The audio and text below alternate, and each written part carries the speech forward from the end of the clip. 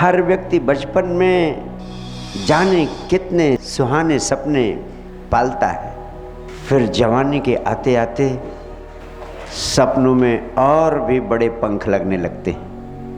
लेकिन जब वास्तविक जीवन का संघर्ष शुरू होता है, धीरे धीरे सपने बिखरने शुरू हो जाते हैं और जवानी जाती नहीं कि आदमी के सपने धरे के धरे रह जाते हैं। जब जिंदगी का अंतिम चरण शुरू होता है तो बहुत कुछ बदल चुका होता है।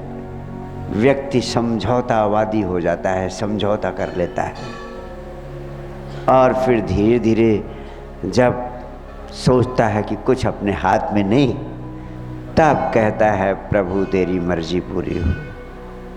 इसलिए हर आदमी का जीवन सिर्फ दुखों की कहानी, हर एक का जीवन। छोड़ दे थोड़े से अपवादों को, महावीर, बुद्ध, कृष्ण, क्राइस्ट को, तो हर आदमी का जीवन सिर्फ दुखों की कहानी है। ऐसे सपनों की कहानी जिनकी यात्रा शुरू होती है बड़े रंगीन जगत से और जिनका अंत होता है बड़ी निराशा में। ये सपने जो पैदा होते हैं टूट जाते, बिखर जाते। मैंने बड़ी गंभीरता से सोचा कि कैसे तुम्हारी जिंदगी के सपने तुम पूरी जिंदगी में साकार कर सको। कौन सी सबसे बड़ी बाधा है जो तुम्हारे सपनों को साकार करने में, तुम्हारे जीवन को रसमय बनाने में सामने आकर खड़ी हो जाती है और तुम्हें आगे नहीं बढ़ने देती है। एक ही बाधा है, उस बाधा का नाम हर एक को पता है और हर एक व्यक्ति उस बाधा का शिकार है। जहाँ भी जाता हूँ वहीं पूछता हूँ, एक भी व्यक्ति नहीं मिलता जो कहता हो कि नहीं ये बाधा उसके जीवन में नहीं है। वो कौन सी बाधा है जो तुम्हें पंगु कर देती है, जो तुमसे तुम्हारे सारे सपने छीन लेती है, जो तुम्हें शक्तिहीन कर देती है? उस बाधा का नाम है चिंता, तनाव, अशांति। और इस सारी चिंता का कारण क्या है? इस सारे भय का कारण क्या है? तुम चिंता में हो, तुम भय में हो, तुम्हारे जीवन में नकारात्मकता, अशांति, ये तनाव है। इस सारी चिंता का, भय का, तनाव का, अशांति का, नकारात्मकता का कारण क्या है? एक ही कारण तो है। एक भय तुम्हारे प्राणों में भरा है कि कहीं वैसा न हो जाए जैसा तुम नहीं चाहते हो। यही तो चिंता है कि कल कहीं विपरीत न हो जाए।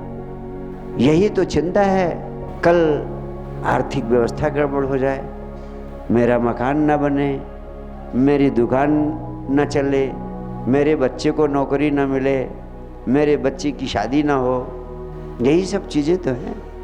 हर तरह की ज़िंदगी की आवश्यकताएं जो तुम्हारे जीवन में आज हैं, कहीं ऐसा ना हो कि वो आवश्यकताएं पूरी ना हो और तुम्हारी ज़िंदगी नरक हो जाए। आखिर इस चिंता से, तनाव से, अशांति से, नकारात्मकता से बचा कैसे जाए? कभी गंभीरता से सोचा किसी ने?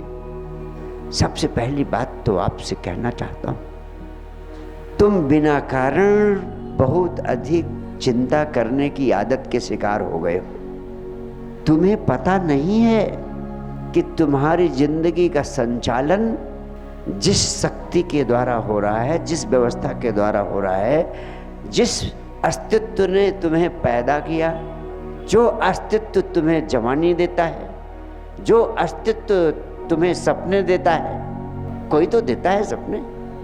हर एक के सपने अलग अलग होते हैं। कोई पेंटर बनना चाहता है, कोई डॉक्टर बनना चाहता है, कोई इंजीनियर बनना चाहता है, कोई बड़ा बिजनेसमैन बनना चाहता है, कोई इस चीज़ का बिजनेस करना चाहता है, कोई दूसरी चीज़ का बिजनेस करना चाहता है, कोई तीसरी चीज़ का बिजनेस करना चाहता है, कोई हिंदुस्तान में रहना चाहता है, कोई दूसरे देश में रहना चाहता है। सबको अलग अलग सपने, अलग अलग चाह, ये जो तुम्हें तरह तरह की चीज़ों के लिए पैदा करता है।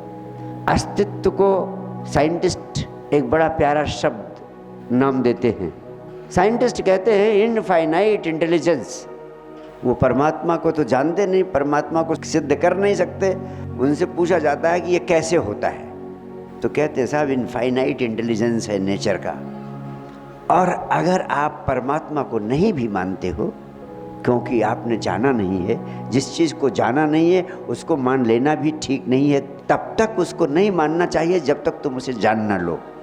क्योंकि बिना जाने जो मानना होता है वो आधा अधूरा होता है, कच्चा होता है, उसमें प्राण नहीं होते। वो मानना तुम्हें वो परिणाम नहीं देता जो परिणाम वास्तव में परमात्मा के प्रति आस्था होने पर तुम्हें मिल सकता है। वो परिणाम परमात्मा के प्रति आस्था होने का तुम्हें नहीं मिलता, क्योंकि परमात्मा को तुमने जाना नहीं है। परमात्मा तो तुम्हारी सुनी सुनाई कल्पना और झूठे विश्वासों पर की गई मान्यता पर आधारित हो गया है।